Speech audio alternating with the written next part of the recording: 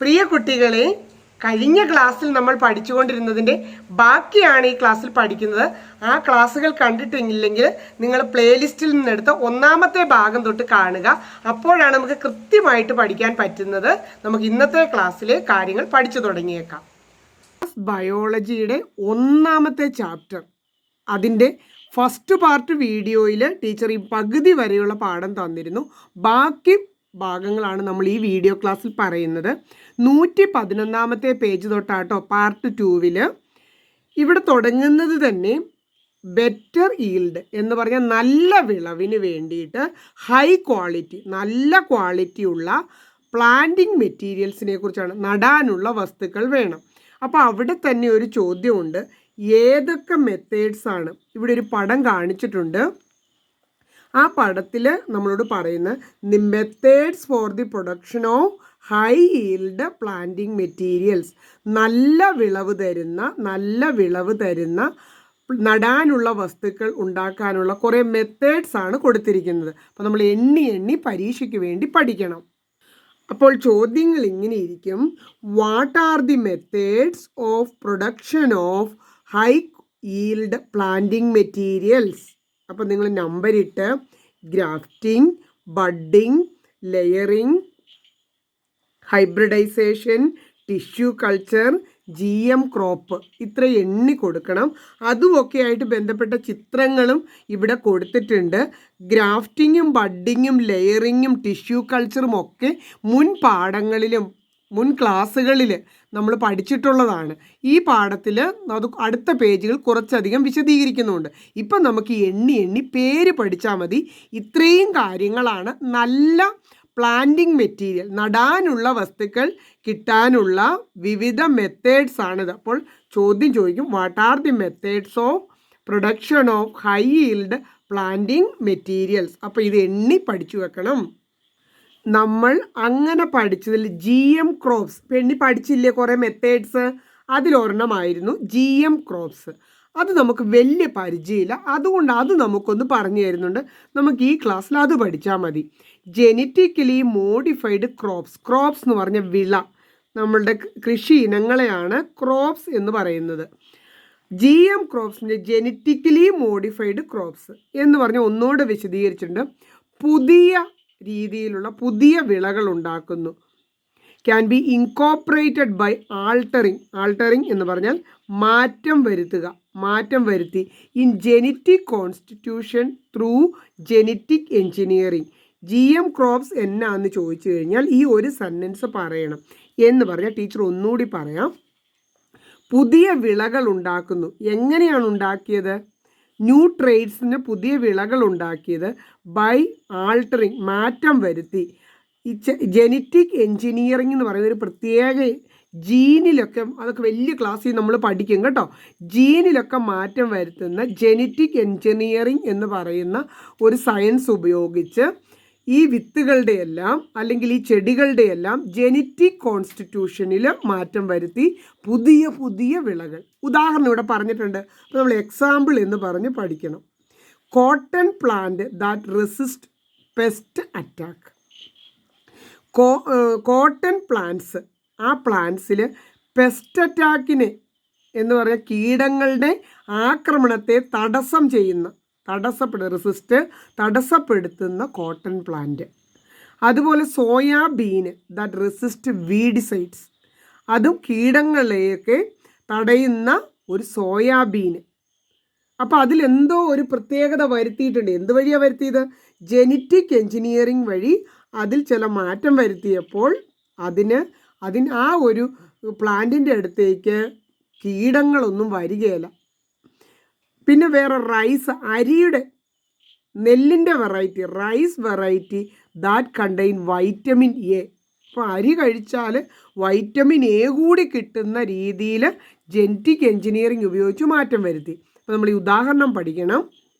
Cotton plant which resist pest attack, അതുപോലെ സോയാബീനും resist weedicide, rice varieties that contain vitamin A that are the example for GM crops. ഗുണമേന്മ കൂടിയവ ജെനറ്റിക്കായിട്ട് മാറ്റം വരുത്തി ഉണ്ടാക്കുന്നു. അടുത്ത് ടിഷ്യൂ കൾച്ചർ, അത് നമുക്ക് പരിചയമുള്ളതാണ്. അതും എന്താണെന്ന് ചോദിച്ചു കഴിഞ്ഞാൽ ഒന്നുകൂടി പഠിച്ചേക്കാം. ഇതും ഒരു ടെക്നിക്കാണ്. ഹെൽപ്സ് ടു പ്രൊഡ്യൂസ് ലാർജ് ഒത്തിരി പ്ലാന്റ്സ് ഉണ്ടാക്കാനായിട്ട് പറ്റും. ഇവിടെ തന്നെ കാണാം ഓരോ ചെറിയ ചെറിയ ടെസ്റ്റ് ട്യൂബുകളിൽ അല്ലെങ്കിൽ അതുപോലെയുള്ള അറേഞ്ച്മെൻറ്റുകളിൽ ഒരുപോലെയുള്ള plants, large number of plants എന്ന് പറഞ്ഞാൽ ഒത്തിരി plants having all the characters of the parent plan. Parent plan എന്ന് പറഞ്ഞാൽ ഈ ചെടികൾ എന്തിൽ നിന്നാണോ ഉണ്ടാക്കിയത് ആ പ്ലാന്റിനെയാണ് പേരൻറ്റ് പ്ലാന്റ്. അത് ചിലപ്പോൾ നല്ലൊരു പ്ലാന്റ് ആയിരിക്കും, പല ഗുണങ്ങളുള്ള. ആ പ്ലാന്റിൻ്റെ എല്ലാ ഗുണവുമുള്ള ചെടി, ഒരു മാറ്റവും ഇല്ലാത്ത പ്ലാന്റുകൾ ഉണ്ടാക്കാൻ വേണ്ടി ഉപയോഗിക്കുന്ന രീതിയാണ് ടിഷ്യൂ കൾച്ചർ. ടിഷ്യൂ കൾച്ചർ വഴി എണ്ണി പഠിക്കുക, ലാർജ് നമ്പർ ഓഫ് പ്ലാന്റ്സ് ഉണ്ടാക്കാം. 2, ആ പ്ലാന്റ്സിനെല്ലാം all the characters of the parent plant. ഏത് പ്ലാന്റിൽ നിന്നാണോ ഈ കുഞ്ഞി പ്ലാന്റുകളെല്ലാം ഉണ്ടാക്കിയത് ആ പേരൻറ്റ് പ്ലാന്റ്, ആ ചെടിയുടെ എല്ലാ ഗുണങ്ങളും ഇതിനുണ്ടായിരിക്കും. അങ്ങനെയുള്ള എല്ലാ ഗുണങ്ങളും കിട്ടണമെങ്കിൽ നമ്മൾ ടിഷ്യൂ കൾച്ചർ വഴി പുതിയ ചെടിയെ ഉണ്ടാക്കണം. പേരൻറ്റ് പ്ലാന്റിൻ്റെ എല്ലാ ക്യാരക്ടർ എന്ന് പറഞ്ഞാൽ സ്വഭാവം എഴുതി വെച്ചോണം. എല്ലാ സ്വഭാവങ്ങളുമുള്ള ചെടി ഉണ്ടാക്കുന്ന ടെക്നിക്ക് ഏതാണ്? Tissue culture. അതെങ്ങനെ ഉണ്ടാക്കുന്നതെന്ന് പറഞ്ഞിട്ടുണ്ട്. ടിഷ്യൂ കളക്റ്റഡ് ഫ്രം അല്ലെ separated from suitable part of the parent plant. ഈ പേരൻറ്റ് പ്ലാന്റ് എന്ന് പറഞ്ഞില്ലേ പ്രധാനപ്പെട്ട പ്ലാന്റ്, ആ പ്ലാന്റിൽ നിന്നും എടുത്ത ടിഷ്യൂസ്, അതിൻ്റെ കോശങ്ങൾ എന്ന് പറയും, സെൽസ് എന്ന് പറയും, അതെടുത്തിട്ട് സ്പെഷ്യൽ ന്യൂട്രിയൻ്റ്, നല്ല പോഷകമൊക്കെ കൊടുത്തുകൊണ്ട് പ്രത്യേകമായിട്ട് ഇതുപോലെ വളർത്തിയെടുക്കുന്നതിനെയാണ്, അങ്ങനെ വളർത്തിയെടുക്കുന്ന സാമ്പിളുകളെ അല്ലെങ്കിൽ അങ്ങനെ വളർത്തിയെടുക്കുന്നതിനെയാണ് ടിഷ്യൂ കൾച്ചർ എന്ന് പറയുന്നത്. ടിഷ്യൂ കൾച്ചറിൽ പേരൻറ്റ് പ്ലാന്റിൻ്റെ അതേ ഓൾ ക്യാരക്ടറും നമ്മൾ ഉണ്ടാക്കിയെടുത്ത പ്ലാന്റ്സിന് ഉണ്ടായിരുന്നു. അതുപോലെ തന്നെ ഗ്രാഫ്റ്റിങ്, ബഡ്ഡിങ്, ലെയറിങ്, പിന്നെ ടിഷ്യൂ കൾച്ചർ, ഇതുമെല്ലാം ഉപയോഗിച്ചാലും നമുക്ക് കിട്ടുന്ന പുതിയ പ്ലാന്റിന് പേരൻറ്റ് പ്ലാന്റ്, ഏത് പ്ലാന്റിൽ നിന്നാണോ ഉണ്ടാക്കിയത് ആ പ്ലാന്റിനെയാണ് പേരൻറ്റ് പ്ലാന്റ് എന്ന് പറയുന്നത്. പേരൻറ്റ് പ്ലാന്റിൻ്റെ എല്ലാ ഗുണങ്ങളും ഉണ്ടായിരിക്കും. അപ്പോൾ അവിടെ ഒരു ചോദ്യമില്ലേ, പേരൻറ്റ് പ്ലാന്റിൻ്റെ ഓൾ ക്യാരക്ടർ എന്ന് പറഞ്ഞാൽ എല്ലാ സ്വഭാവവും, അത് അർത്ഥം അറിയത്തില്ലേ അപ്പോഴും എഴുതി വെച്ചോണം, എല്ലാ സ്വഭാവവുമുള്ള പ്ലാന്റ്സ് ഉണ്ടാക്കാൻ വേണ്ട മെത്തേഡ്സ്, രീതികൾ ഏതൊക്കെയാണ്? അപ്പോൾ ചോദ്യം ഉള്ളിടത്ത് ടീച്ചർ ടിക്ക് ഇടുകയാണ്. Grafting, budding, layering and tissue culture are used to produce saplings having characters of parent plant. ഇതെല്ലാം നമ്മൾ ഇതിനകത്ത് പറഞ്ഞ ഓരോന്നും മുൻ ക്ലാസ്സുകളിൽ പഠിച്ചതാണല്ലോ, അതൊക്കെ ഈസി ആയിട്ട് ചെയ്യാൻ പറ്റും. ടിഷ്യൂ കൾച്ചർ മാത്രമാണ് അല്പം ടെക്നോളജിക്കൽ നോളജും ട്രെയിനിങ്ങും വേണ്ടത്. നമ്മൾ പഠിച്ച ഗ്രാഫ്റ്റിങ്ങും ബഡ്ഡിങ്ങും ലെയറിങ്ങും ഒക്കെ നമുക്ക് തന്നെ ചെയ്യാവുന്നുള്ളൂ. പക്ഷെ നമുക്ക് ചെയ്യാൻ പറ്റാത്തത് ഏതാണ്? Tissue culture needs more technological knowledge and training. Tissue കൾച്ചറിന് മാത്രം അല്പവും കൂടി നമുക്ക് ടെക്നിക്കലായിട്ടുള്ള അറിവെല്ലാം വേണം. അതിനുള്ള എക്യുപ്മെൻറ്റ്സ്, ഉപകരണങ്ങളൊക്കെ ഉണ്ടെങ്കിലേ ചെയ്യാനായിട്ട് പറ്റുള്ളൂ. അപ്പോൾ ടെക്നിക്കൽ നോളജും ട്രെയിനിങ്ങും വേണ്ടതാണ് ടിഷ്യൂ കൾച്ചർ. ഇവിടെ ഒരു വാക്കുകൂടി പറഞ്ഞിട്ടുണ്ട്. GM ക്രോപ്സിന് നമ്മളിപ്പോൾ പറഞ്ഞില്ലേ ജെനറ്റിക്കലി മോഡിഫൈഡ് ക്രോപ്സ് എന്ന്, അതായത് കീടങ്ങളൊന്നും ആക്രമിക്കാത്ത, കളകളൊന്നും അധികം വളരാത്ത, ഒത്തിരി ഗുണമേന്മയുള്ള GM ക്രോപ്സ് നമ്മളിപ്പോൾ പഠിച്ചില്ലേ. ആ GM ക്രോപ്സിന് കുറേ ഗുണങ്ങളുണ്ട്, അഡ്വാൻറ്റേജസ്, ഗുണങ്ങളുണ്ട്. എന്നാൽ അതിന് കുറച്ച് ദോഷവുമുണ്ട്. ആ ഒരു ദോഷം ഏതെന്ന് ചിലപ്പോൾ ചോദിക്കൂലേ. ഡിസഡ്വാൻറ്റേജ് എന്നാണ് ദോഷത്തിൻ്റെ വാക്ക്. ഡിസഡ്വാൻറ്റേജ് എന്താണെന്ന് വെച്ചാൽ ഇവിടം തൊട്ടാണ് തുടങ്ങുന്നത്. They are a threat to the survival of indigenous species. നമ്മളുടെ ഈ നാട്ടിൽ ഇപ്പോഴുള്ള നമ്മുടെ കാലാവസ്ഥയ്ക്കൊക്കെ ചേരുന്ന പ്ലാന്റുകൾക്കൊരു ഭീഷണിയാകാൻ സാധ്യതയുണ്ട്. അവയുടെ വളർച്ചയ്ക്ക് ഈ നാട്ടിലുള്ള സാധാരണ ചെടികൾക്ക്, തദ്ദേശീയ ചെടികൾ എന്നാണ് ഈ ഇൻഡിജിനസ് സ്പീഷീസ് എന്ന് പറഞ്ഞാൽ, ഈ നാട്ടിൽ വളരുന്ന സാധാരണ ചെടികൾക്ക് ഒരു ഭീഷണി, അതാണ് ത്രെട്ട് എന്ന് പറഞ്ഞു കഴിഞ്ഞാൽ ഭീഷണിയാകാനായിട്ട് സാധ്യതയുണ്ട്. അപ്പോൾ ഈ GM ക്രോപ്സിൻ്റെ ഡിസഡ്വാൻറ്റേജ് എന്തെന്ന് ചോദിച്ചാൽ ഇവിടം തൊട്ട് ഇവിടം വരെ കാണാതെ പഠിക്കണം. അടുത്ത പേജിൽ 2 ഫാർമേഴ്സ് തമ്മിലുള്ള കോൺവെർസേഷനാണ്, സംഭാഷണമാണ്. അറിയത്തില്ലാത്ത വാക്ക് എഴുതി വെക്കണം കേട്ടോ, സംഭാഷണമാണ്. അപ്പോൾ ഒരാൾ ചോദിക്കണം, have you stopped vegetable farming? ഇദ്ദേഹത്തിന് വെജിറ്റബിൾ ഫാമിംഗ് ഉണ്ടായിരുന്നു എന്ന് പറഞ്ഞാൽ എന്നാ, പച്ചക്കറി കൃഷി ഉണ്ടായിരുന്നു. അതെന്തുകൊണ്ടാണ് സ്റ്റോപ്പ് ചെയ്തത്? അപ്പോൾ അദ്ദേഹം പറയുകയാണ്, അപ്പോൾ അതൊരു ചോദ്യമാണ്, പലരും എന്തുകൊണ്ടാണ് വെജിറ്റബിൾ ഫാമിംഗ് സ്റ്റോപ്പ് ചെയ്യുന്നത്? അപ്പോൾ ഇവിടെ അദ്ദേഹത്തിൻ്റെ ഉത്തരം നമുക്കും പരീക്ഷാ ചോദ്യമായിട്ട് പഠിക്കാം. സംടൈംസ് കണ്ടിന്യൂസ് റെയിൻ, ചിലപ്പം തുടർച്ചയായ മഴയായിരിക്കും, അപ്പോൾ പച്ചക്കറിയെല്ലാം ചീഞ്ഞു പോകും. സംടൈംസ് സെവിയർ ഡ്രോട്ട്, ചിലപ്പോൾ വലിയ ഉണക്കായിരിക്കും. Not having a drop of water, ഒരു തുള്ളി വെള്ളം കിട്ടാൻ പോലും ഇല്ലാത്ത ഉണക്ക് അനുഭവപ്പെടുന്ന വരൾച്ച എന്നാണ് ഡ്രോട്ടിൻ്റെ മീനിങ്. അപ്പം അറിയത്തില്ലാത്തവ എഴുതി വെക്കണം, വരൾച്ചയായിരിക്കും. അപ്പോൾ അതൊക്കെ കാരണമാണ് ഇങ്ങനെ പച്ചക്കറി കൃഷി സ്റ്റോപ്പ് ചെയ്യാൻ കാരണമെന്നാണ് ഇദ്ദേഹം പറയുന്നത്. അപ്പോൾ ഇവിടെ ചോദ്യമില്ലേ, എന്തുകൊണ്ട് why farmers stopped vegetable farming? അപ്പോൾ നമുക്കിവിടെ എഴുതാൻ പറ്റും sometimes continuous rain and sometimes severe drought, not having a drop of water എന്ന് എഴുതണം. അപ്പോൾ ഇതൊക്കെ പരിഹരിക്കാൻ എന്തെങ്കിലും മാർഗമുണ്ടോ? നമ്മളും ഒരു കൃഷിയൊക്കെ തുടങ്ങിയാൽ ഇതൊക്കെ പരിഹരിക്കാൻ മാർഗമുണ്ടോ എന്നാണ് നമ്മൾ ആലോചിക്കുന്നത്. അപ്പോൾ ഇവിടെ അത് എഴുതിയിട്ടുണ്ട്. What are the suggestion can you put forward? മുന്നോട്ട് വെക്കുക, ഫുഡ് ഫോർവേഡ് മുന്നോട്ട് വെക്കുക. നിങ്ങൾക്ക് എന്തൊക്കെ നിർദ്ദേശങ്ങൾ മുന്നോട്ട് വെക്കാനുണ്ട് ടു സോൾവ് ദീസ് പ്രോബ്ലംസ് എന്ന് പറഞ്ഞാൽ കണ്ടിന്യൂസ് റെയിൻ എന്നുള്ള പ്രോബ്ലവും ഡ്രോട്ട് ഭയങ്കര വരൾച്ച, വെള്ളമില്ലാത്ത അവസ്ഥ എന്നുള്ളതും എന്തൊക്കെ നിങ്ങൾക്ക് പരിഹാരം, അതിനൊരു 4 പരിഹാരം നമുക്കിവിടെ പറഞ്ഞിട്ടുണ്ട്. 4 പരിഹാരത്തിൽ 1-2 നിങ്ങൾ കേട്ടിട്ടുള്ളതാണ്, വിശദമായിട്ട് ഇവിടെ പറഞ്ഞു തുടങ്ങുന്നുമുണ്ട്. ഒന്നാമത്തേത് ഗ്രീൻ ഹൗസ് നിർമ്മിക്കുക. ഇവിടെ അതിൻ്റെ ഒരു പടം കൊടുത്തിട്ടുണ്ട്. ഇങ്ങനെയൊരു സെറ്റപ്പ് ഉണ്ടാക്കുന്നതിനാണ് ഗ്രീൻ ഹൗസ് നിർമ്മിക്കുക എന്ന് പറയുന്നത്. പിന്നെ ഡ്രിപ്പ് ഇറിഗേഷൻ, വിക്ക് ഇറിഗേഷൻ, മൾച്ചിങ്, ഈ 4 കാര്യങ്ങൾ നിങ്ങൾ അങ്ങ് പഠിക്കുക. ഇത്രയും കാര്യങ്ങളാണ് ജലദൗർലഭ്യം നേരിടാനായിട്ട്, വെള്ളത്തിൻ്റെ ദൗർലഭ്യമൊക്കെ നേരിടാൻ വേണ്ടി നമുക്ക് ഉപയോഗിക്കാവുന്ന 4 കാര്യങ്ങളാണ് ഇവിടെ കൊടുത്തിരിക്കുന്നത്. ഓരോന്നായിട്ട് 4 കാണാതെ പഠിക്കുക, എന്നിട്ട് ഓരോന്നായിട്ട് വിശദീകരിക്കാൻ പറഞ്ഞാൽ അങ്ങനെയും പഠിക്കുക. What is green house construction എന്ന് ചോദിച്ചാൽ, green house is constructed using sheet of plastic ഒക്കെ വെച്ച് വേണം, നൈലോണോ പോളിത്തീൻ അങ്ങനെയുള്ള സാധനങ്ങൾ വെച്ചിട്ട് അത് വലിയൊരു, നിങ്ങൾ പല സ്ഥലത്തും ഫാമൊക്കെ സന്ദർശിക്കുമ്പോൾ നിങ്ങളിത് കണ്ടിട്ടുണ്ടായിരിക്കും. It is a setup. ഇത് എന്തിനു ഉപയോഗിക്കുന്നു എന്നുള്ളതാണ് അടുത്ത വാക്ക്. Setup to cultivate both in rainy season and in summer season. Both rainy സീസണിലും സമ്മർ സീസണിലും, മഴക്കാലത്തും വേനൽക്കാലത്തും ഒരുപോലെ സഹായകം. മഴക്കാലത്ത് അധികം മഴ ഇതിനുള്ളിൽ കൃഷി ചെയ്യുന്നതിൽ വീഴുകയില്ല, അതുപോലെ തന്നെ വേനൽക്കാലത്ത് അധികം വെയിൽ അടിക്കുകയില്ല. അങ്ങനെ കൂടാതെ 3-ാമത്തെ ഗുണം പെസ്റ്റ് അറ്റാക്ക്, കീടങ്ങളുടെ ആക്രമണത്തിൽ നിന്നും, ഓരോരോ ചെടിയെ ആക്രമിക്കുന്ന കീടങ്ങളുണ്ട്, ആ കീടങ്ങളുടെ ആക്രമണങ്ങളിൽ നിന്നും ചെടിക്ക് ആ കീടങ്ങളുടെ ആക്രമണത്തെ റിഡ്യൂസ് ചെയ്യാൻ പറ്റും, കുറയ്ക്കാൻ പറ്റും by this method. Greenhouse എങ്ങനെ ഉണ്ടാക്കുമെന്നും അതുകൊണ്ടുള്ള ഗുണങ്ങൾ എന്തൊക്കെയാണെന്നുമാണ് ഇവിടുന്ന് നമുക്ക് പഠിക്കേണ്ടത്. അടുത്തത് തുള്ളി നന, ഡ്രിപ്പ് ഇറിഗേഷൻ. മലയാളനെ തുള്ളി തുള്ളിയായിട്ട് നനച്ചു കൊടുക്കുക, വെള്ളമൊന്നും നഷ്ടപ്പെടുത്താതെ തുള്ളി തുള്ളിയായിട്ട് ചെടികളുടെ റൂട്ട്സിലേക്ക് നനച്ചു കൊടുക്കുന്നതിനാണ്.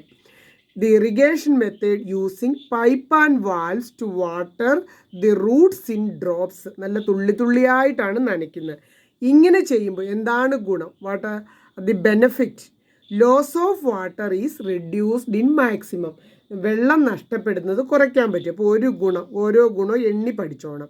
അനദർ സിഗ്നിഫിക്കൻസ് എന്ന് പറഞ്ഞാൽ അടുത്ത ഒരു ഗുണം അവൈലബിലിറ്റി, അത് ഇവിടെ തൊട്ട് availability of water to all plants is ensured. എല്ലാ പ്ലാന്റ്സിനും വെള്ളം കിട്ടുമെന്നുള്ളത് ഉറപ്പാക്കാനായിട്ട് പറ്റും. അടുത്താണ് വിക്ക് ഇറിഗേഷൻ, തിരി നന എന്ന് പറയും. തിരി നന. അതിനൊരു ചിത്രം ഇവിടെ കൊടുത്തിട്ടുണ്ട്. നിങ്ങൾക്ക് ഇതൊക്കെ കാണാനായിട്ട് യൂട്യൂബിലോ ഒക്കെ ഈ വിക്ക് ഇറിഗേഷൻ എന്നൊക്കെ കൊടുത്താൽ ആ കൃഷിയുമായി ബന്ധപ്പെട്ട ആൾക്കാർ നല്ല രീതിയിൽ പറഞ്ഞു തരും. നമ്മൾ അതെല്ലാം പറഞ്ഞുകൊണ്ടിരുന്ന സമയം കൂടില്ലേ. അപ്പോൾ തിരി നന എന്നാണ് പറയുന്നത്. അതായത് ഇവിടെ കാണുന്നുണ്ടോ, പൈപ്പ് പോലെ ഇങ്ങനെ പോയിട്ടുണ്ട്. ആ പൈപ്പിൽ നിന്നും ഒരു തിരി ഈ ചെടി നട്ടിരിക്കുന്ന പാത്രത്തിൻ്റെ താഴ്ഭാഗത്തുനിന്നും കൊടുത്തേക്കാണ്. അപ്പോൾ ഈ പൈപ്പിൽ നിന്നും വെള്ളം തിരി വഴി ഈ പാത്രത്തിലെത്തി ചെടിക്ക് ആവശ്യമായ വെള്ളം നൽകും. അതിനെയാണ് വിക്ക് ഇറിഗേഷൻ എന്ന് പറയുന്നത്. പൈപ്പിൽ നിന്ന് ഒരു തിരി ഈ ചെടി നട്ടിരിക്കുന്ന ചെടിച്ചട്ടിയുടെ താഴെ നിന്നും അതിൻ്റെ ഉള്ളിലേക്ക് ഇട്ടിരിക്കുകയാണ്. അപ്പോൾ ആ തിരിയിൽ കൂടി ആവശ്യത്തിന് വെള്ളം, ഒട്ടും വെള്ളം നഷ്ടപ്പെടില്ലല്ലോ. This method of applying water to the roots of plant, അത് നേരെ ചെടിയുടെ റൂട്ട്സിൻ്റെ ഭാഗത്തോട്ടാണ് ചെല്ലുന്നത്. എവിടെ? ഒരു cotton cloth filter the water from the source. ഈ പൈപ്പിൽ നിന്നും ഒരു കോട്ടൺ ക്ലോത്ത് വഴിയാണ് അതങ്ങോട്ട് ചെല്ലുന്നത്. It requires less water than drip irrigation. Drip ഇറിഗേഷൻ്റെ അത്ര കൂടി വെള്ളനഷ്ടം ഒന്നും ഉണ്ടാവുകയില്ല. കാരണം മുഴുവൻ ചെടിക്ക് ആവശ്യമുള്ള വെള്ളം ചെടി വലിച്ചെടുത്തുകൊണ്ടേയിരിക്കുന്നുള്ളൂ. ഡ്രിപ്പ് ഇറിഗേഷനേക്കാളും ജലം സൂക്ഷിക്കാൻ നല്ലതാണ് വിക്ക് ഇറിഗേഷൻ. അടുത്താണ് മൾച്ചിങ്. മൾച്ചിങ് എന്ന് പറഞ്ഞാൽ പുതയിടൽ എന്ന് പറയും. ഇപ്പം കൃഷിയൊക്കെ പരിചയമുള്ളവർക്ക് അതറിയാം. ചില ഇഞ്ചി കൃഷിയൊക്കെ നടത്തിയിട്ട് പച്ചിലകൾ കൊണ്ട് അത് മൂടി ഇങ്ങനെ ഇടാറുണ്ട്. ഇപ്പോഴൊക്കെ കൃഷി നമുക്ക് വലിയ പരിചയമൊന്നും ഇല്ലാതായിക്കൊണ്ടിരിക്കുന്നത് കൊണ്ടാണ് അതൊരു ഇൻട്രസ്റ്റോടെ ചെയ്യാൻ, ഇതൊക്കെ ഒന്ന് ചെയ്യാനായിട്ട് വളർന്നു വരുന്ന കുട്ടികൾക്ക് ഉത്സാഹം തോന്നുവാനാണ് ഇതൊക്കെ നിങ്ങളെ പഠിപ്പിച്ചു തരുന്നത്. മൾച്ചിങ് എന്ന് പറഞ്ഞാൽ it is a traditional method of covering the soil in the fields using dry leaves, hay etcetera. കച്ചിയോ ഉണങ്ങിയ ഇലകളൊക്കെ ഉപയോഗിച്ചുകൊണ്ട് ഫീൽഡിലെ സോയിലിനെ കവർ ചെയ്ത്, അപ്പോൾ ആ സോയിലിൻ്റെ മുകളിൽ ഒരു പുതപ്പ് പോലെ ഈ ഇലകളൊക്കെ കിടക്കുമ്പോൾ അതിൽ നിന്നുള്ള വെള്ളം നഷ്ടപ്പെട്ടു പോകാതിരിക്കാൻ സഹായിക്കും. അതുകൊണ്ട് ഒരു ഗുണവും കൂടെയുണ്ട്. It reduce the growth of weeds. Weeds എന്ന് പറഞ്ഞാൽ കളകളാണ്. അതിനിടയിൽ കൂടെ വളരുന്ന കള എന്ന് എഴുതി വെക്കുക. അതിനിടയിൽ കൂടി വളരുന്ന ചെറിയ ചെറിയ ചെടികളെയാണ്, വേണ്ടാത്ത പ്ലാന്റുകളെയാണ് നമ്മൾ കള എന്ന് പറയുന്നത്.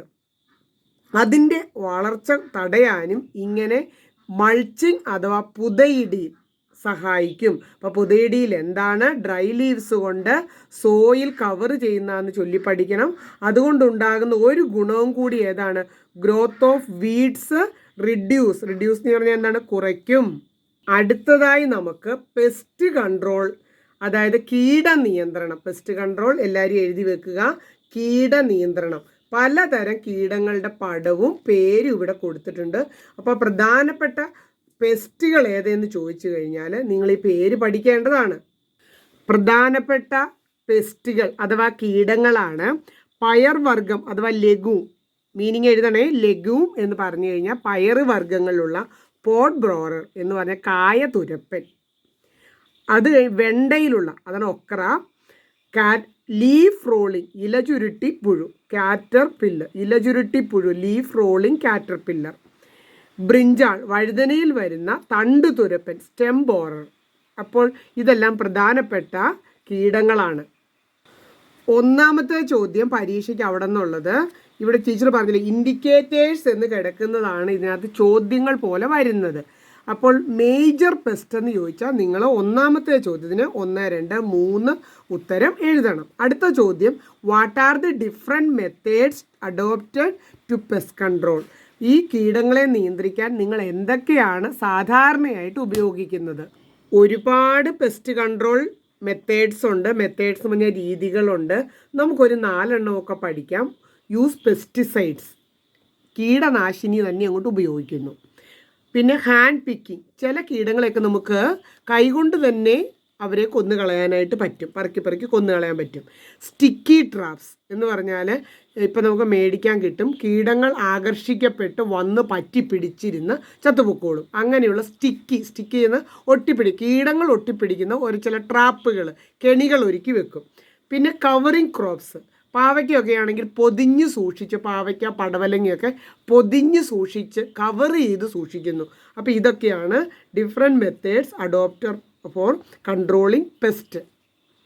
കീടങ്ങളെ നിയന്ത്രിക്കാൻ അടുത്തതായി നമ്മുടെ പുസ്തകത്തിൽ വിശദീകരിച്ചിരിക്കുന്ന ഒരു രീതിയാണ് ഇൻ്റഗ്രേറ്റഡ് പെസ്റ്റ് മാനേജ്മെൻറ്റ്, IPM. അതെന്താണെന്ന് ഇവിടെ ഈ പാരഗ്രാഫിലാണ് പറഞ്ഞിരിക്കുന്നത്. ഇവിടെ പറഞ്ഞിരിക്കുന്നത് ഒത്തിരി മെത്തേഡ്സ് ഒക്കെ ഉണ്ട് പെസ്റ്റ് കൺട്രോളിന്. അന്നേരം പെസ്റ്റിൻ്റെ എണ്ണം ഇതെല്ലാം നമ്മൾ നോക്കിയിട്ട് അതെങ്ങനെയാണ് ചെയ്യേണ്ടതെന്ന് നോക്കിയിട്ട് നമുക്ക് ചെയ്യാവുന്ന ഒരു രീതിയാണ് ഇൻ്റഗ്രേറ്റഡ് പെസ്റ്റ് കൺട്രോൾ. അപ്പോൾ അതിനു വേണ്ടി ചെയ്യേണ്ടത് ഇൻ്റഗ്രേറ്റഡ് പെസ്റ്റ് മാനേജ്മെൻറ്റിൽ mechanical pest control methods with different kinds of, അപ്പോൾ ഇവിടം തൊട്ടാണ് തുടങ്ങുന്നത്. മെക്കാനിക്കൽ പെസ്റ്റ് കൺട്രോൾ അതിനകത്ത് അതാണ് ചെയ്യുന്നത്. അതിനകത്ത് നെറ്റും ട്രാപ്പും ഉപയോഗിച്ചുള്ള പെസ്റ്റ് കൺട്രോൾ ഈ ഇൻ്റഗ്രേറ്റഡ് പെസ്റ്റ് മാനേജ്മെൻറ്റിലുണ്ട്. ഫ്രണ്ട്ലി പെസ്റ്റ്, നമുക്ക് നമ്മുടെ പ്ലാന്റിന് ആ ചെടിക്ക് ദോഷമില്ലാത്ത ചില കീടങ്ങളെ ഉപയോഗിക്കുന്നു. അപ്പോൾ ചെടിക്ക് ദോഷമുണ്ടാകുന്നവയെ നല്ല ഫ്രണ്ട്ലി പെസ്റ്റ് തിന്നോളും. അപ്പോൾ ഫ്രണ്ട്ലി പെസ്റ്റിനെ ഉപയോഗിക്കുക. അതുപോലെ സീഡ്സ് എടുക്കുമ്പോൾ അധികം കീടങ്ങൾ ആകർഷിക്കില്ലാത്ത, കീടങ്ങൾ ആക്രമിക്കില്ലാത്ത സീഡുകൾ സെലക്ട് ചെയ്യണം. അപ്പോൾ ഇത്രയും കാര്യങ്ങളാണ് നമ്മൾ. അതിനുശേഷം ഈ മനുഷ്യർക്ക് ഹാനികരമാകുന്ന കീടനാശിനികൾ ഒഴിവാക്കണം. ഇത്രയുമാണ് ഇൻ്റഗ്രേറ്റഡ് പെസ്റ്റ് മാനേജ്മെൻറ്റിലുള്ളത്. ഒന്ന്, മെക്കാനിക്കൽ പെസ്റ്റ് കൺട്രോൾ നടത്തും വിത്ത് different kinds of net and traps, utilising friendly pest, use of resistant varieties of seeds, നല്ല സീഡ്സ് ഉപയോഗിക്കും, കീടങ്ങളൊന്നും പെട്ടെന്ന് ആക്രമിക്കില്ലാത്ത സീഡ് ഉപയോഗിക്കും. പിന്നെ രാസവസ്തുക്കൾ ഉപയോഗിച്ചുള്ള പെസ്റ്റിസൈഡുകൾ ഒഴിവാക്കും, കീടനാശിനി വിഷവസ്തുക്കളായ കീടനാശിനികൾ ഒഴിവാക്കും. ഇതിനെയാണ് നമ്മൾ ഇൻ്റഗ്രേറ്റഡ് പെസ്റ്റ് മാനേജ്മെൻറ്റ്. പല വഴികൾ നോക്കുകയാണ്. ഇൻ്റഗ്രേറ്റ് എന്ന് ഒരുപാട് എണ്ണം ചേർത്തുള്ളത്. അപ്പോൾ അതിനകത്ത് ട്രാപ്പ് വെക്കുന്നതും നെറ്റ് കെട്ടുന്നതും ഒക്കെയുണ്ട്. പിന്നെ ഫ്രണ്ട്ലി ആയിട്ടുള്ള പെസ്റ്റിനെ ഉപയോഗിക്കുന്നതുണ്ട്. പിന്നെ സീഡ്സ്, കീടങ്ങൾ ആക്രമിക്കാത്ത സീഡ് ഉപയോഗിക്കും, പെസ്റ്റിസൈഡ് ഒഴിവാക്കും. ഇപ്പോൾ എണ്ണി പഠിക്കണം കേട്ടോ. അടുത്തതാണ് ഇൻ്റഗ്രേറ്റഡ് ഫാമിംഗ് എന്ന് പറയുന്നത്. അതായത് ഒരു പ്ലാന്റ് മാത്രം കൃഷി ചെയ്യുന്നവരല്ല ഫാർമേഴ്സ്. അവർ പലതരം കൃഷികൾ ഇറക്കിയും കൃഷിയോടൊപ്പം ബേഡ്സ്, പലതരത്തിലുള്ള ബേഡ്സ്, ഹെന്ന്, അതുപോലെ fish and other animals are also raised എലോ. റേസ്ഡ് എന്ന് പറഞ്ഞാൽ ഓൾസോ അവരെ കൂടി വളർത്തുന്നുണ്ട് ഈ ക്രോപ്സിൻ്റെ ഒപ്പം. അതായത് പച്ചക്കറി പോലെയുള്ള വിളകളുടെ ഒപ്പം, അല്ലെങ്കിൽ നെല്ല് പോലെയുള്ള വിളകളുടെ ഒപ്പം അവർ പലതരം ജീവികളെ കൂടി വളർത്തുന്നുണ്ട്. ഇൻ്റഗ്രേറ്റഡ് ഫാമിംഗ് എന്ന് പറഞ്ഞാൽ is the practice of nurturing diverse living organism together. പലതരത്തിലുള്ള പ്ലാന്റും പലതരത്തിലുള്ള ജീവികളും, ഫിഷും ഹെന്നും ഡക്കും അതുപോലെ പശുക്കളും, അങ്ങനെ എല്ലാ തരം ജീവികളെയും ചേർത്തുകൊണ്ട് നടത്തുന്ന ഒരു കൃഷി രീതിയാണ് ഇൻ്റഗ്രേറ്റഡ് ഫാമിംഗ് എന്ന് പറയുന്നത്. അപ്പോൾ ഇൻ്റഗ്രേറ്റഡ് ഫാമിംഗ് എന്താണെന്ന് ചോദിക്കാം. ഒറ്റ വാക്കിലാണെങ്കിൽ integrated farming is the practice of nurturing. Nurturing എന്ന് പറഞ്ഞാൽ നന്നായിട്ട് പരിപാലിക്കുന്നു. വിവിധ തരത്തിലുള്ള ജീവികൾ, അതാണ് ലിവിങ് ഓർഗാനിസം ടുഗദർ. ഒരുമിച്ച് നമ്മൾ പലതരം ജീവികളെ പരിപാലിക്കുന്നതിനാണ് നമ്മൾ ഇൻ്റഗ്രേറ്റഡ് ഫാമിംഗ് എന്ന് പറയുന്നത്. അപ്പോൾ എന്നിട്ട് എക്സാമ്പിളായിട്ട് ഒരു വാക്കുകൂടി കൂട്ടിച്ചേർക്കുക. Birds, fish and other animals raised along with crops. It is called integrated farming. Integrated farming കൊണ്ട് എല്ലാ തരത്തിലുള്ള ഗുണങ്ങളും കർഷകർക്ക്, ഫാമേഴ്സിനുണ്ട്. അത് ഈ ചിത്രം നമുക്ക് മനസ്സിലാക്കി തരും. ഇവിടെ ഒരു പാടി കൾട്ടിവേഷൻ നടത്തും. ആ പാടിയിൽ നിന്നുള്ള ഫീഡ്, അതായത് ഭക്ഷണം, അതിൻ്റെ നെല്ലും അതിൻ്റെ സാധനങ്ങളും ഒക്കെ എന്ത് ചെയ്യാം, ഈ ഡക്ക് എന്നിവയ്ക്കുള്ള ഫുഡായിട്ട് നൽകാം. ഇവയുടെ വേസ്റ്റ് ഫെർട്ടിലൈസറായിട്ട് പാടിക്കും കൊടുക്കാം. അതുപോലെ ഇവയുടെ വേസ്റ്റ് ഈ പച്ചക്കറി തോട്ടത്തിൽ നമുക്ക് ഫെർട്ടിലൈസറായിട്ടും പച്ചക്കറി തോട്ടത്തിലെ വിളവുകൾ നമുക്ക് ഇവയുടെ ഫുഡായിട്ടും ഉപയോഗിക്കാം. അപ്പോൾ ഇവിടെ നോക്കിക്കേ, വീണ്ടും കന്നുകാലിയുടെ ഒരു കാറ്റിൽ അവരെയും സംരക്ഷിക്കുമ്പോൾ അവരുടെ വേസ്റ്റും കാര്യങ്ങളും ഒക്കെ കൗടങ്കൊക്കെ നമുക്ക് ഫെർട്ടിലൈസറായിട്ട് ഉപയോഗിക്കാം. അവർക്കുള്ള ഫുഡായിട്ട് നമ്മൾ നടത്തുന്ന വെജിറ്റബിൾ ഫാമിങ്ങിൽ നിന്നുള്ള വസ്തുക്കളും ഉപയോഗിക്കാനായിട്ട് സാധിക്കും. അങ്ങനെ ഒരു പരസ്പര സഹകരണം, അങ്ങോട്ടും ഇങ്ങോട്ടും ഒരു സഹായം പോലെയാണ്. അപ്പോൾ ഇത് കൃത്യമായിട്ടൊന്ന് നോക്കി മനസ്സിലാക്കണം. ഇങ്ങനെ ചെയ്യുന്നത് കൊണ്ട്, ഇൻ്റഗ്രേറ്റഡ് ഫാമിംഗ് കൊണ്ട് ഒരുപാട് ഗുണങ്ങളുണ്ടെന്ന് നമുക്ക് തന്നെ ചിത്രത്തിൽ നിന്ന് മനസ്സിലായി. ആ ഗുണങ്ങൾ ഏതൊക്കെയാണെന്ന് ഒന്ന് വിശദീകരിക്കാമോ എന്ന് ചോദ്യത്തിലും വന്നിട്ടുണ്ട്. ഇൻ്റഗ്രേറ്റഡ് ഫാമിംഗ് കൊണ്ടുള്ള ഗുണങ്ങൾ, അഡ്വാൻറ്റേജസ് ആൻഡ് പോസിബിലിറ്റീസ്, നിങ്ങൾ ഗുണങ്ങളും നേട്ടങ്ങളും നോക്കാം. റിഡ്യൂസ് പ്രൊഡക്ഷൻ കോസ്റ്റ്, നമുക്ക് ഇങ്ങനെ ഒന്നിൽ നിന്നും മറ്റൊന്നിന് ഫുഡ് കിട്ടുന്നു, ഫെർട്ടിലൈസർ കിട്ടുന്നുള്ളതുകൊണ്ട് പ്രൊഡക്ഷൻ കോസ്റ്റ്, നിർമ്മാണം അതിനുള്ള ചെലവ് കുറയുന്നുണ്ട്. സോയിൽ പ്രൊട്ടക്ഷൻ, മണ്ണിനെയൊക്കെ സംരക്ഷിക്കാനായിട്ട്, പൊല്യൂഷനിൽ നിന്നൊക്കെ ഈ വേസ്റ്റ് ഒന്നും കൂടുതലായിട്ട് വന്നിട്ട് സോയിലൊന്നും മോശമാവുകയില്ല. വേസ്റ്റ് മാനേജ്മെൻറ്റ്, വേസ്റ്റ് കിട്ടുന്നത് മറ്റൊന്നിന് വളമായിട്ട് ഉപയോഗിക്കുകയാണ് ചെയ്യുന്നത്. അപ്പോൾ വേസ്റ്റ് മാനേജ്മെൻറ്റ്. സ്പേസ് യൂട്ടിലൈസേഷൻ, സ്ഥലപരിമിതി ഉള്ളിടത്ത് പരമാവധി ഉപയോഗിച്ചുകൊണ്ട് പച്ചക്കറി കൃഷി, അതിൽ നിന്നും മറ്റ് കാര്യങ്ങൾക്കൊക്കെ ആയിട്ട് അങ്ങനെ സ്ഥലപരിമിതിയുടെ നമുക്ക് ഓവർകം ചെയ്യാനായിട്ട് പറ്റും. അതുപോലെ വെറൈറ്റി ഓഫ് പ്രോഡക്റ്റ് ഉണ്ടാക്കാൻ പറ്റും. കുറച്ച് സ്ഥലം കൊണ്ട് ഒരുപാട് പ്രോഡക്റ്റ് ഉണ്ടാക്കുമ്പോൾ ഫുഡ് സേഫ്റ്റി ഉണ്ടാകും, റിഡ്യൂസ് കോസ്റ്റ് ഓഫ് പ്രൊഡക്ഷൻ. ഇതെല്ലാം ചേർത്ത് ഈ ഉത്തരം പഠിച്ചാൽ മതി. റിഡ്യൂസ് പ്രൊഡക്ഷൻ കോസ്റ്റ് ഒക്കെ ഇൻ്റഗ്രേറ്റഡ് ഫാമിങ്ങിൻ്റെ ഗുണങ്ങളാണ്. അതുകൊണ്ട് നമുക്ക് ഫുഡ് സേഫ്റ്റിയും reduce the cost of production ഇതൊന്നിച്ച് ഒറ്റ ഉത്തരം പഠിക്കുന്നത് പോലെയാകും. സ്മാർട്ട് ഫാമിങ്ങും കൂടെ പഠിച്ചു കഴിഞ്ഞാൽ നമ്മൾ ഈ പാഠം നമുക്ക് തീരുകയാണ്. നമ്മൾ നല്ല മോഡേൺ ടെക്നോളജിയൊക്കെ യൂസ് ചെയ്യാൻ അറിയാവുന്ന മിടുക്കരാണ് വളർന്നു വരുന്നത്. അപ്പോൾ നമ്മൾ ഫാമിങ്ങിൽ കൂടി, കൃഷിയിൽ കൂടി ഈ മോഡേൺ ടെക്നോളജി ഒന്ന് അപ്ലൈ ചെയ്ത് കഴിഞ്ഞാൽ വളരെ നീറ്റായിട്ടുള്ള, ഒരുപാട് വെറൈറ്റി ആയിട്ടുള്ള, ഒരുപാട് നല്ലതായിട്ടുള്ള കാർഷിക വിഭവങ്ങൾ ഉണ്ടാക്കാനും അങ്ങനെ ഈ ലോകത്തെ സുന്ദരമാക്കാനും നമുക്ക് പറ്റും. അതുകൊണ്ട് സ്മാർട്ട് ഫാമിങ്ങിനെ കുറിച്ച് കൂടി നമ്മൾ ഒന്ന് ഓർമ്മപ്പെടുത്തുകയാണ്. അപ്പോൾ what is smart farming? Smart farming is the effective utilisation of modern technology. എന്ന് പറഞ്ഞാൽ എന്താ? നമുക്കിപ്പോൾ ഒത്തിരി ടെക്നോളജി അറിയാം. AI അറിയാം, ഇൻ്റർനെറ്റ് നന്നായിട്ട് യൂസ് ചെയ്യാനറിയാം, ആ ഇൻ്റർനെറ്റ് ഉപയോഗിച്ചുകൊണ്ട് പലതും വിൽപ്പന നടത്താനറിയാം, മാർക്കറ്റിംഗ് അറിയാം, അങ്ങനെ ഒരുപാട് കാര്യങ്ങൾ സ്മാർട്ട് ടെക്നോളജി നമുക്കറിയാം. അതെല്ലാം യൂസ് ചെയ്യുന്നു എവിടെ? അഗ്രികൾച്ചറിൽ യൂസ് ചെയ്യുന്നതിനെയാണ് സ്മാർട്ട് ഫാമിംഗ് എന്ന് പറയുന്നത്. നിങ്ങളെ ഒന്ന് പ്രോത്സാഹിപ്പിക്കാൻ ഒരു പത്ര കട്ടിങ് കൂടി ഇവിടെ കൊടുത്തിട്ടുണ്ട്. ഒരു പത്രത്തിൽ വന്ന വാർത്ത, ഒരു young farmer in Ernakulam has become a role model. ഒരു നല്ല മോഡൽ നമുക്ക് കാണിച്ചു തന്നിരിക്കുകയാണ്. Leaving highly paid IT job, ടെൻഷനൊക്കെയുള്ള, എന്നാൽ ഹൈലി പേയ്മെൻ്റ് ഒക്കെ കിട്ടുമെങ്കിലും വളരെ ടെൻഷനൊക്കെ നിറഞ്ഞ IT ഫീൽഡ് അദ്ദേഹം ഒഴിവാക്കിയിട്ട്, ഉപേക്ഷിച്ചിട്ട് ഫാമിംഗ്, കൃഷി ചെയ്തു തുടങ്ങി.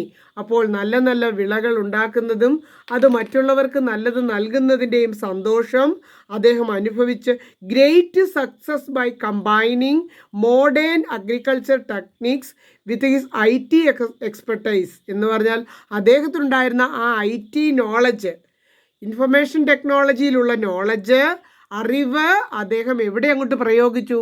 ഫാമിങ്ങിൽ അങ്ങ് പ്രയോഗിച്ചു. സോ അദ്ദേഹത്തിൻ്റെ കൃഷിയൊക്കെ വളരെ വലിയ സക്സസ് ആയി. അടുത്ത പേജിൽ അദ്ദേഹം എന്തൊക്കെയായിരിക്കും ഉപയോഗിച്ചിരിക്കുന്നത് എന്ന് ഒരു ചാർട്ട് തന്നിട്ടുണ്ട്, നമുക്ക് നോക്കാം. ഒന്ന്, ആർട്ടിഫിഷ്യൽ ഇൻ്റലിജൻസ്, AI. ഇപ്പോൾ എല്ലായിടത്തും AIയുടെ ഹെൽപ്പല്ലേ നമ്മൾ നോക്കാറ്. അപ്പോൾ AIയുടെ സഹായത്തോടെ AIക്ക് ഇമേജൊക്കെ ഷെയർ ചെയ്തുകൊണ്ട് നമുക്ക് അഗ്രികൾച്ചറിലുള്ള പ്രോബ്ലം സോൾവ് ചെയ്യാൻ വേണ്ടി ഇവിടെ ഇത്രയും മതി കേട്ടോ. We can find solution to the problems with solution എന്ന് പറഞ്ഞാൽ പരിഹാരം. ഈ സൊല്യൂഷൻ്റെ അർത്ഥം പരിഹാരം എന്നാണ് കേട്ടോ. പരിഹാരം എന്തിന്? പ്രോബ്ലങ്ങൾക്ക് പരിഹാരം കണ്ടുപിടിക്കാം with the help of AI. Internet of things. ഇത് നമ്മുടെ ഇൻ്റർനെറ്റ് എന്നുള്ള മീനിങ്ങിലല്ല ഇവിടെ ഉപയോഗിച്ചിരിക്കുന്നത്. നമുക്ക് മെഷീൻസിൻ്റെയൊക്കെ സഹായത്തോടു കൂടി പല പല പ്രശ്നങ്ങൾക്കും നമ്മുടെ കൃഷിയിലുണ്ടാകുന്ന പല പ്രശ്നങ്ങൾക്കും മെഷീൻ്റെ സഹായത്തോടു കൂടി ആ പ്രോബ്ലം എല്ലാം സോൾവ് ചെയ്യുന്ന ഒരു system is prepared with the help of machines.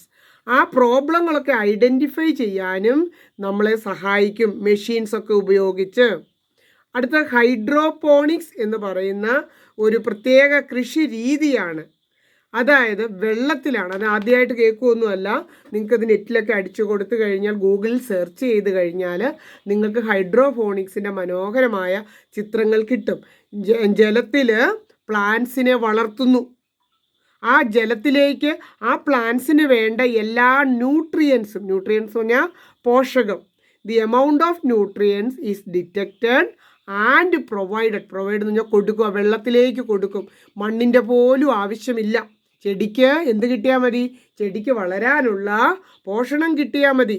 ഏറ്റവും അവസാനമായി പഠിക്കുന്ന എയറോഫോണിക്സിൽ water and nutrients are delivered to the roots. ആ ചെടികളുടെ റൂട്ട്സിലേക്ക്, അത് അന്തരീക്ഷത്തിൽ ഇങ്ങനെ വളർന്നു നിൽക്കുകയാണ് ആ റൂട്ട്സ്. അതിൻ്റെ റൂട്ട്സിലേക്ക്, വേരുകളിലേക്ക് ജലവും പോഷക ഘടകങ്ങളും നൽകിക്കൊണ്ടുള്ള ഒരു ആധുനിക ഏറ്റവും പുതിയൊരു കൃഷിരീതിയാണ് എയറോഫോണിക്സ്. ഇതിനെക്കുറിച്ചുള്ള കൂടുതൽ വിവരങ്ങൾ നിങ്ങൾക്ക് നെറ്റിൽ നിന്ന് ഇപ്പോൾ ഈ ഒരു രീതിയൊക്കെ ഉണ്ട് എന്ന് നമ്മൾ മനസ്സിലാക്കി വെക്കുക. അടുത്തതായി ജിയോഗ്രഫിക്കൽ ഇൻഡിക്കേഷൻ അഥവാ GI ടാഗ്. ആ GI ടാഗ് എന്ന് പറയുന്ന ഒരു ടാഗ് നമുക്ക് ലഭിച്ചു കഴിഞ്ഞാൽ, നമ്മുടെ പ്രോഡക്റ്റിന് ലഭിച്ചു കഴിഞ്ഞാൽ അതിന് വലിയ വിലയും മാർക്കറ്റിൽ വളരെയധികം ഇമ്പോർട്ടൻസും കിട്ടും. അപ്പോൾ അതിന് നല്ല വില കിട്ടും. ഇവിടെ അങ്ങനെ കേരള കാഷ്യൂവിന് കിട്ടിയ ഒരു GI ടാഗിനെ കുറിച്ചുള്ളൊരു വാർത്തയാണ് ഈ കൊടുത്തിരിക്കുന്നത്. അപ്പോൾ അടുത്തതായിട്ട് നമുക്ക് GI ടാഗ് കിട്ടിയിരിക്കുന്ന കുറേ ഉൽപ്പന്നങ്ങളുണ്ട്. നമ്മുടെ പാലക്കാടൻ മട്ട റൈസ്, മലബാർ പെപ്പർ, അങ്ങനെ കുടങ്ങല്ലൂർ പൊട്ടുവെള്ളരി, തിരൂർ വെറ്റില, കുട്ടിയറ്റൂർ മാംഗോ, ഇതെല്ലാം നമ്മുടെ കേരളത്തിൽ നിന്ന് GI ടാഗ് കിട്ടിയ പ്രോഡക്റ്റാണ്. ആ പ്രോഡക്റ്റിന് പ്രത്യേകം പ്രീമിയം വാല്യൂ ഉണ്ട്. നല്ല വില കിട്ടുന്നതിനാണ്, നല്ല ഒരു പ്രോഡക്റ്റ് ആണെന്നുള്ള ഒരു ഇത് കിട്ടുന്നതിനാണ് പ്രീമിയം വാല്യൂ കിട്ടുന്നു എന്ന് പറയുന്നത്. അതെവിടെയാണ് GI ടാഗിൽ നമുക്ക് എന്തൊക്കെ അറിയാൻ പറ്റും? അത് എവിടെയാണ് കൾട്ടിവേറ്റ് ചെയ്യുന്നത്, അതുപോലെ അതിൻ്റെ taste, colour, aroma, nutritional value എല്ലാം അതിൽ സൂചിപ്പിക്കുന്നുണ്ട്. GI ടാഗിൽ എന്തൊക്കെ സൂചിപ്പിക്കുന്നുണ്ട്? ആ പ്രോഡക്റ്റിൻ്റെ യുണീക്ക് അതിൻ്റെ പ്രത്യേകതകളായ ടേസ്റ്റ്, കളറ്, അരോമ എന്ന് പറഞ്ഞ സ്മെല്ല്, ന്യൂട്രീഷൻ, അതിൻ്റെ പോഷക ഗുണങ്ങളെല്ലാം അതിൽ പറയും. അതുകൊണ്ട് ആ പ്രോഡക്റ്റിന് GI ടാഗ് കിട്ടുകയാണെങ്കിൽ നല്ല പ്രീമിയം വാല്യൂവിൻ്റെ മാർക്കറ്റ് നമുക്ക് ലഭിക്കുന്നതായിരിക്കും. നമ്മളോട് ഇവിടെ ചോദിക്കാൻ സാധ്യതയുള്ളത് GI ഇൻഡിക്കേഷനുള്ള നമ്മുടെ കേരളത്തിൽ നിന്നുള്ള പ്രോഡക്റ്റുകൾ ഏതൊക്കെയാണ്? അപ്പോൾ ഇതെല്ലാം പേരുകൾ നിങ്ങൾ എണ്ണി പഠിക്കണം. അവസാനമായിട്ട് നമ്മളോട് ചോദിക്കുകയാണ്, അഗ്രികൾച്ചർ എന്ന് പറയുന്നത്, കൃഷി എന്ന് പറയുന്നത് ഫുഡ് ഉണ്ടാക്കാൻ മാത്രമുള്ള പരിപാടിയാണോ? ഫുഡിന് മാത്രമാണോ? വേറെ ഒരു ഹെൽപ്പും നമുക്ക് അഗ്രികൾച്ചറിന് കിട്ടുന്നില്ലേ എന്ന് ചോദിക്കുകയാണ്. അപ്പോൾ നമ്മൾ ആദ്യമേ തന്നെ ഈ പാഠം തുടങ്ങിയപ്പോൾ തന്നെ പറഞ്ഞായിരുന്നു, ബനാന കൾട്ടിവേറ്റ് ചെയ്യുന്ന അല്ലെങ്കിൽ കൃഷി ചെയ്യുന്നത് ബനാനയിൽ നിന്നുള്ള വാഴപ്പഴം മാത്രമല്ല, അതിൻ്റെ ലീഫ് പോലും വിൽക്കുന്നവരുണ്ട്. അങ്ങനെ പല രീതിയിലുള്ള ഫാമിങ് നടത്തി പല രീതിയിലുള്ള ലാഭങ്ങൾ ഉണ്ടാക്കുന്ന ആൾക്കാരുണ്ട്. അതിനെക്കുറിച്ച് നമുക്ക് അടുത്ത പേജിൽ ഒരു ചിത്രം കാണാം. സാധാരണ കൃഷി ഇഷ്ടമല്ലാത്തവർക്ക്, സാധാരണ രീതിയിലുള്ള കൃഷിയല്ല ഇഷ്ടമെങ്കിൽ ഇതെല്ലാം കൃഷിയുടെ രീതിയിൽ പെടുന്നതാണ്. കണ്ടോ, ഓർണമെൻ്റൽ ഫിഷ് ഫാമിംഗ്, റേസിംഗ് പെറ്റ്സിനെയൊക്കെ വളർത്തി അതിനെയൊക്കെ വിൽക്കുന്ന വളരെ ലാഭകരമായ ഒരു കൃഷിയിൽ തന്നെ പെടുന്നതാണ്. അതുപോലെ പൂക്കൃഷി എന്ന് പറഞ്ഞാൽ ഹോർട്ടിക്കൾച്ചർ, ബനാന ലീഫൊക്കെ വിൽക്കുന്നത് പോലെ മെഡിസിനൽ പ്ലാന്റ്, മരുന്ന് ചെടികൾ കൃഷി ചെയ്യുന്നതൊക്കെ വളരെ ലാഭകരവും നല്ലതുമായ കൃഷി രീതികളാണ് എന്ന് നമുക്കിവിടെ ഒന്ന് സൂചിപ്പിക്കുന്നുണ്ട്. ഇത്രയൊക്കെ കാണുമ്പോഴും അധ്യാപകർ വിശദീകരിക്കുമ്പോഴും ഒക്കെ ഇതൊക്കെ എന്താണെന്ന് മനസ്സിലാക്കാനുള്ള ഒരാഗ്രഹവും കൃഷിയോടുള്ളൊരു സ്നേഹവും നമ്മുടെ മനസ്സിൽ ഉണ്ടാകണം. ആ ഭാഗത്തു നിന്നുള്ള ചോദ്യങ്ങളാണ് എന്തൊക്കെ ബെനിഫിറ്റാണ് ഇങ്ങനെ ഡൈവേഴ്സ് എന്ന് പറഞ്ഞാൽ വിവിധ തരത്തിലുള്ള ഫാമിംഗ് നടത്തുന്നത് കൊണ്ട്, അഗ്രികൾച്ചർ നടത്തുന്നുള്ള ഗുണങ്ങൾ എന്തൊക്കെയാണ്. നമ്മുടെ ഇൻകം കൂടും, അതുപോലെ പ്രൊഡക്ഷൻ കോസ്റ്റ് കുറയ്ക്കാം, പെസ്റ്റ് കൺട്രോൾ നടത്താം, സ്പേസ് കൺസ്ട്രെയിൻറ്റ് റിഡ്യൂസ് ചെയ്യാം, സ്ഥലപരിമിതിയൊക്കെ കുറയ്ക്കാം. അപ്പോൾ 2-3 എഴുതിയാൽ മതി നമ്മൾ കുട്ടികൾ. അതുപോലെ തന്നെ അടുത്തായിട്ട് ലിമിറ്റഡ് സ്പേസിൽ ചെയ്യാവുന്ന ഐറ്റങ്ങളുടെ പേരൊന്ന് പറയുക. റേസിംഗ് പെറ്റ്സിനെ വളർത്താൻ നമുക്ക് കുറച്ച് സ്ഥലമൊക്കെ മതി. അതുപോലെ ഓർണമെൻ്റൽ ഫിഷ് ഫാമിംഗ്, ഇപ്പോൾ 2 നമുക്ക് ഇതിനകത്ത് ഏറ്റവും കുറഞ്ഞ സ്ഥലം മതി ഇതൊക്കെ ചെയ്യാനായിട്ട്. അപ്പോൾ ഇത് രണ്ടും നമുക്ക് അടുത്തതിൻ്റെ ഉത്തരമായിട്ട് ഇവിടെ നമുക്ക് കുറഞ്ഞ സ്പേസിൽ ചെയ്യാവുന്നവ ഏതൊക്കെ എന്നുള്ളതിന് ഈ 2 എഴുതാനായിട്ട് ശ്രദ്ധിക്കുക. അതുപോലെ ഇനിയൊരു മൊബൈൽ ആപ്പ്, പല ഫാമേഴ്സിന് വേണ്ടിയുള്ള മൊബൈൽ ആപ്പുകൾ ലഭ്യമാണ്. അവിടെ നമുക്ക് എന്തൊക്കെ കിട്ടും, പല ആപ്പുകളിലും ഫാമേഴ്സിന് വേണ്ടിയുള്ള ആപ്പുകളിൽ നമുക്ക് എന്തൊക്കെ കിട്ടും. അപ്പോൾ ആപ്പുകൾ നമുക്ക് പ്രൊവൈഡ് ചെയ്യാൻ നൽകുന്നത് എണ്ണി പഠിക്കുക. വെതർ ഫോർകാസ്റ്റ്, കാലാവസ്ഥയെക്കുറിച്ചുള്ള ഒരു മുന്നറിയിപ്പുകൾ നമുക്ക് കിട്ടും. പെസ്റ്റ് ആൻഡ് ഡിസീസ് അലേർട്ട്, ഏതൊക്കെ സമയത്താണ് ഏതൊക്കെ കീടങ്ങളാണ് വരിക, ഏതൊക്കെ രോഗങ്ങളാണ് വരിക എന്നുള്ളതിനെക്കുറിച്ചൊരു അലേർട്ട് നമുക്ക് ഒരു മുന്നറിയിപ്പ് നൽകും. പിന്നെ എക്സ്പേർട്ട് അഗ്രികൾച്ചർ അഡ്വൈസസ് ആപ്പിൽ ലഭ്യമായിരിക്കും. മാർക്കറ്റ് പ്രൈസ് ഇൻഫർമേഷൻസ്, ഇപ്പോൾ നമ്മുടെ വിളകൾക്കുള്ള മാർക്കറ്റ് പ്രൈസ് എന്തൊക്കെയാണ്, പിന്നെ എന്തൊക്കെ സ്കീമുകളാണ് ഗവൺമെൻറ്റൊക്കെ തരുന്നത്, നമുക്ക് ലോൺ തരുന്നതൊക്കെ എങ്ങനെയാണ് എന്നുള്ളവയൊക്കെയുള്ള ഇൻഫർമേഷൻസ് നമുക്ക് ആപ്പിൽ കിട്ടും. Benefit scheme for farmers and information on organic certification എന്ന പലവിധ സർട്ടിഫിക്കറ്റുകൾ നമുക്ക് ഫാമേഴ്സിന് കിട്ടുന്നവയെക്കുറിച്ചുള്ള അറിവുകളും നമുക്ക് നൽകും മൊബൈൽ ആപ്പുകൾ. അങ്ങനെയുള്ള ഫെസിലിറ്റി എല്ലാം ഇനിയുള്ള കാലങ്ങളിൽ നമുക്ക് ഫാമിങ്ങിൽ ഉപയോഗിച്ച് ഫാമിംഗ് എന്ന് പറയുന്നത് വളരെ എളുപ്പത്തിലും സന്തോഷത്തോടെയും ആദായകരമായും നടത്താവുന്നതും മറ്റുള്ളവർക്കെല്ലാം നന്മ ചെയ്യാവുന്നതുമായിട്ടുള്ള മനസ്സിന് ആശ്വാസം, നമ്മൾ തന്നെ ജോലി ചെയ്ത് മറ്റുള്ളവരെ സഹായിക്കുന്നതിൻ്റെ ആശ്വാസമൊക്കെ നേടാവുന്ന നല്ലൊരു ഫീൽഡായിട്ട് വരും കാലങ്ങളിൽ ഫാമിംഗ് മാറാൻ വേണ്ടി, കുട്ടികൾക്ക് അത് ഉത്സാഹം തോന്നാൻ വേണ്ടി പഠിപ്പിച്ച പാഠമാണിത്. നിങ്ങൾ അതിൽ നിന്നുള്ള കാര്യങ്ങൾ നന്നായിട്ട് പഠിച്ച് പരീക്ഷയ്ക്കും കൂടി എഴുതുമ്പോൾ നന്നായിട്ടത് മനസ്സിലാക്കി എന്നല്ലേ അതിൻ്റെ അർത്ഥം. വളരെ കുറച്ച് ക്വസ്റ്റ്യൻസേ നമുക്ക് ലെറ്റസസിലുള്ളൂ. അതുകൂടി ഒന്ന് നോക്കിയിട്ട് നമുക്ക് ചാപ്റ്റർ അവസാനിപ്പിക്കാം.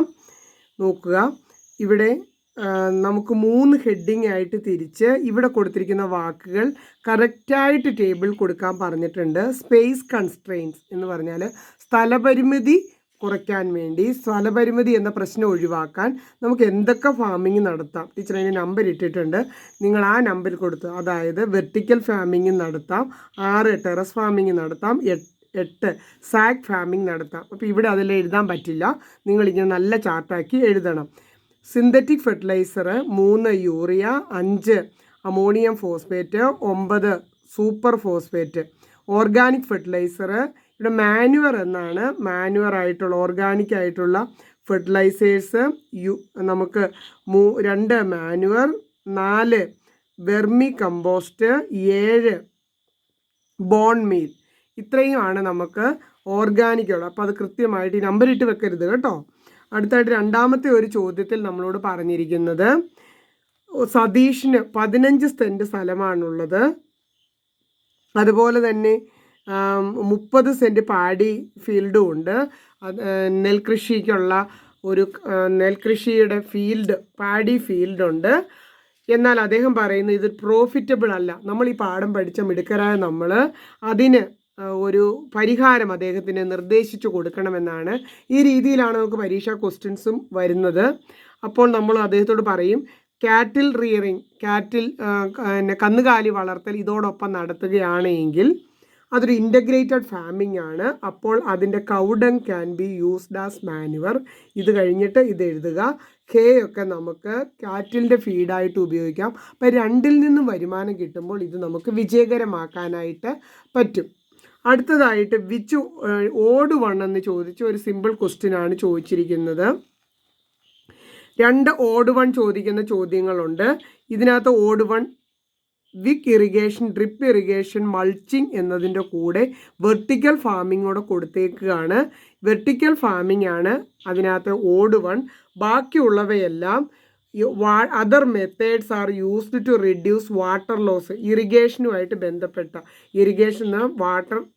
ഇറിഗേഷനുമായിട്ട് ബന്ധപ്പെട്ടവയാണ്. അടുത്ത hydroponic, aquaponics, aeroponics, geographical indication. GI എന്ന് പറയുന്ന ഗുണമേന്മയും അതിൻ്റെ സ്ഥലമൊക്കെ സൂചിപ്പിക്കുന്ന ഒരു ടാഗാണ്. ഹൈഡ്രോഫോണിക്സും അക്വാഫോണിക്സും എയറോഫോണിക്സും ഡിഫറെൻറ്റ് അഗ്രികൾച്ചറൽ മെത്തേഡ്, വിവിധ കൃഷി രീതികളാണ്. Farming will be profitable only if all pest are killed. ചിലരൊക്കെ പറയും എല്ലാ കീടങ്ങളെയും കൊന്നു കളയുവാണെങ്കിൽ ഫാമിങ് നല്ല ലാഭകരമാക്കാമെന്ന് പറയാറുണ്ട്. അപ്പോൾ അത് ശരിയാണോ എന്നാണ് ചോദ്യം. അല്ല, ഡസ് നോട്ട് എഗ്രി എന്ന് ഞങ്ങൾ ഒരിക്കലും എഗ്രി ചെയ്യുന്നില്ല. ഞങ്ങൾ അത് സമ്മതിക്കില്ല. കാരണം എല്ലാ പെസ്റ്റിനെയും കൊന്നാൽ അത് എൻവിയോൺമെൻറ്റ്, ചിലതൊക്കെ നല്ല കീടങ്ങളുണ്ട്, എൻവിയോൺമെൻറ്റിൽ ആ കീടങ്ങളെ എല്ലാം കൊന്നുകളയുക എന്ന് പറയുന്നത് എൻവിയോൺമെൻറ്റിന് ഇത് ഹാനികരമാണ്, പരിസരത്തിന് ഹാനികരമാണ്. അത് പല കുഴപ്പങ്ങളും ഉണ്ടാക്കും. പിന്നെയോ നമ്മൾ അദ്ദേഹത്തിന് പിന്നെ എന്ത് നമ്മൾ പറഞ്ഞു കൊടുക്കണം? നമ്മൾ ഈ പാഠത്തിൽ പഠിച്ച അഡോപ്റ്റ് ഇൻ്റഗ്രേറ്റഡ് പെസ്റ്റ് മാനേജ്മെൻറ്റ് നടപ്പിലാക്കാനായിട്ട് അദ്ദേഹത്തിന് പറഞ്ഞു കൊടുക്കണം. അവസാനമായി ഒരു ചോദ്യവും കൂടിയാണുള്ളത്.